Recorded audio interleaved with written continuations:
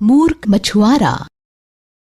एक समय की बात है, किसी गांव में रमेश नाम का एक मछुआरा अपनी पत्नी और 3 बच्चों के साथ रहता था। रमेश का परिवार बहुत गरीब था और उनको अपना गुजारा चलाने के लिए मछलियां पकड़ने पर निर्भर होना पड़ता था। रमेश के गांव के निकट ही एक बहुत बड़ा और खूबसूरत तालाब था। वहां दूर दूर से लोग मछलियां पकड़ने आते और मछलियों का व्यापार करते। इसी प्रकार रमेश भी रोज 7 से 8 मछलियां पकड़ता और बाजार में जाके बेचता। इससे उसके परिवार का गुजारा चल जाता और इससे उनका परिवार भी संतुष्ट था। वह जिस बाजार में मछलियां बेचता, वहां बहुत दूर दूर से लोग आते और व्यापार करते और ये बाजार भी रमेश के घर के निकट ही था। एक समय की बात है, बाजार में मछलियां बेचते वक्त रमेश ने अपने दोस्त को एक बड़ी मछली बेचते देखा, जिसका उसे बहुत अच्छा दाम मिला। ये सब देख रमेश ने मन ही मन सोचा, मैं ये छोटी छोटी मछलियां बेच के इतना नहीं कमा पाता और इसने एक ही बड़ी मछली बेचकर इतना कमा लिया। मैं भी कल से बड़ी मछली पकड़ूंगा और उसका अच्छा दाम लूंगा।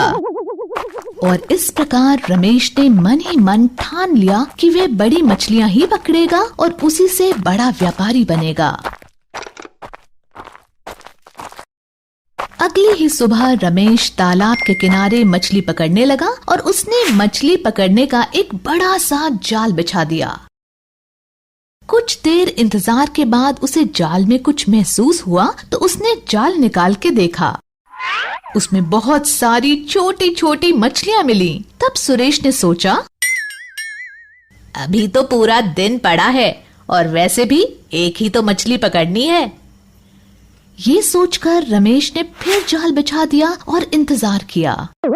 इंतजार करते करते अब दोपहर का समय हो गया था और सूरज सर पर था कि तभी उसे जाल में कुछ भारी भारी सा लगा और रमेश ने खुशी खुशी जाल निकाला और देखा फिर वही छोटी मछलियां थी उसमें।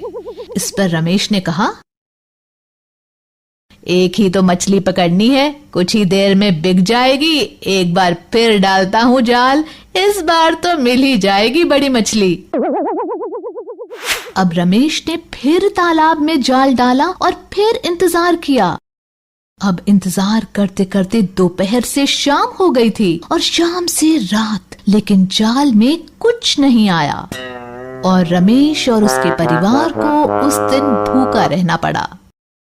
इससे हमें ये शिक्षा मिलती है, जीवन में जो मिलता है, जितना मिलता है, उसमें खुश रहना चाहिए। अपनी मूर्खता के कारण उसे खोना नहीं चाहिए, क्योंकि बूंद बूंद से ही घड़ा भरता है।